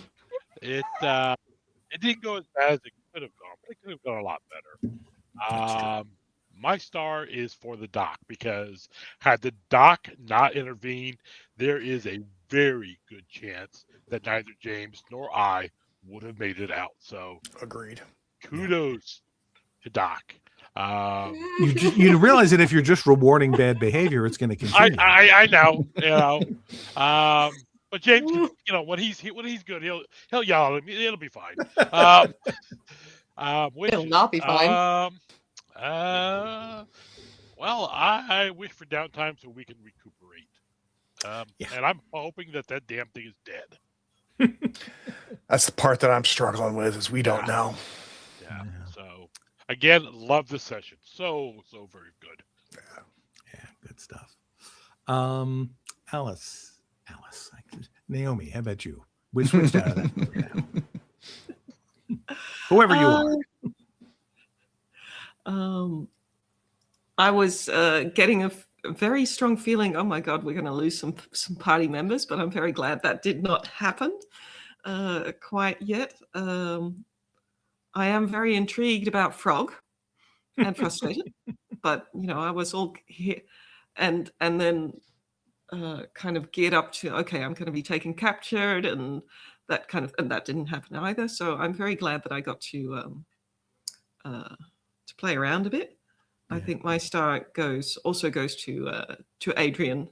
I think the doc was entirely the doc, and I'm very, very, very interested to see how everything, once we get people stabilized and hopefully do not get picked up by the cops at the hospital, how we're going to move on from here. For sure. We have to go to Santa Ana. We have to go to Anaheim. We're yeah. Fair enough. All right, any wishes for next time or things that you'd like to see more of? I think no. I think just more of this. Okay. Yeah. Well, hopefully we'll be doing more of that soon. Mac, tell me about your thoughts. What the fuck, man? Legit. Reasonable reaction. Yeah, exactly. I really did enjoy having the doc inchworm every few turns. Like first was like, okay, I'm not going in because it didn't, all it was a fire at that point. So it's okay. Yep. We expected there to at least be some fire. Mm-hmm. Then nobody came out and the doors weren't opening. And the sounds are getting worse. Okay, gonna open the door because they didn't think of a way to get out besides climbing the fucking wall. There's like, okay, gonna just like, I'm not gonna go in the house. Maybe like oh fucking Christ, was that an explosion? And then go into the house. go into like every step he's getting angrier at these people. Not because they inherently, it's not like this wasn't what we were expecting to happen. Mm-hmm. He's not going to be like, y'all specifically did something wrong. It's just the fury of knowing your friends are about to die. It's like, what the fuck's going on down there? I really did enjoy that Doc's. I don't think this is the exact closest he's got because I think it was back at the Mayan temple. That was pretty bad for you, yeah. Because I was like literally being stared down by a cosmic eye. But I do like that the one that's been closest overall, besides that giant one moment, has been very human. It hasn't been any cosmic horror. It's been watching somebody die and then watching the aftermath of a human consequences. Nothing cosmic has caused him to get this bad other than human consequences. Yeah, absolutely. I think star is for Alice being able to navigate getting out of that situation. Managed to not kill the milkman. I'm so proud of Alice. Just the level of evasive maneuvers you had to pull off to not get like captured or killed was very impressive. And then deciding, you know what, we need another exploding car. Yeah. As much as we complained about the dice tonight, Naomi made some clutch rolls to get you. Actually, all of you made some clutch rolls at the right moments, but it was very close in a lot of ways. And wishes? When James wakes up, if he remembers that Doc was there, I promise you cannot get as angry as he's going to get at you. I'm sure. I can't wait to see what happens there. I would just like to note that we will probably have trouble renting cars in this area again. Just saying. Yeah, I mean, you were not getting that damage deposit back. Craig, take us home. So I think stars was the entire fight scene. That's so difficult to coordinate. And I think it goes to all of us. But especially you, Brian. I felt there. Little bit of those little details that you are very good at dropping in there, Brian. It kind of anchors things. So I felt like the whole thing worked. Something like that can be very difficult to do, especially in a system that's not a combat tactical system. Yes. But it all felt real to me, and I felt like I was there, and I could see what was happening, which is for me is the big thing. So that was it. What I'm wishing for is kind of a few things. One, I don't think Doc saw this, but Sal definitely did, which is that if you didn't already know it, if Sal didn't already know it, James is pretty myopic about what needs to happen now. And I obviously am more concerned about getting this done than I am about my own safety. So if Sal had not realized that before, I think it probably is pretty obvious at this point. So I'm interested to see what does that mean for Sal and James's relationship going forward. I think Doc has a sense of it. I think it's less of a surprise for Doc. I think Doc has gotten a sense of the doomsday attitude that James has picked up. Mm-hmm. The other thing is I'm really wondering, like we have been creating problems. This is the biggest one. And I'm interested to see what the blowback is going to be like, not just from the cult and Trammell, but from the city. Like, you know, are they going to know that we were there? Am I going to get questioned in the hospital? I don't know. Right. You can't do stuff like this mm-hmm. and there not be consequences. And I don't think we have really faced any real consequences to being as reckless as we've become. And that's going to be very interesting to me. Especially, you know, and it's difficult for each one of us. Like, I don't know if Sal has a record or not, but you know, Sal getting mixed up is probably a criminal. So yes, I mean, whether there's a good chance he does have a record, right? Yeah, you know, I do not want to be mixed up with law enforcement for obvious reasons as an ex-cop. I don't know, like all of it's very interesting. And then the only thing that James is going to care about is we are going, like I know that I need to find out if that thing is dead. And the tension that might create, or will create. I mean, let's be obvious, you know? Yeah. I feel like we're going to have a very talky episode next time. I think so too. I think so too. Well, I'm going to need a little time in the hospital. So yes. But yeah, cannot wait. So a couple things coming up. On Wednesday, we start Die, the RPG from Rowan Rook and Descartes, based on the very famous comic book. If you're into, the way it was pitched to me is, would you like a game that is real life mixed with fantasy with a tremendous amount of trauma? Then you want to play this game. I'm like, sign me up. Let's do this. I'm in. Yeah, I'm really excited to play this. And that will be with another guest GM, one who has not been on the channel as a GM before, and that's Kevin. You've seen Kevin in several plays, Kid Cthulhu, most recently in X and Fairy. He played the Doctor in that one, which was quite a pivotal role in that. And Kevin also has a fantastic podcast under Unleaded Toast, where they're playing 1,000-Year-Old Vampire, but as a kind of a duet, which is cool. So I'm very much looking forward to that. And then, of course, this coming Thursday is more Forbidden Lands. So if you have not gotten enough of Brian and myself, you can get more of us there. Follow on the socials to find out when the next episode of Trail of Cthulhu. And I appreciate everybody. It was good seeing everybody. I missed everybody. Absolutely. Let's do it again real soon. Take care, all. Bye. All right, back to camp.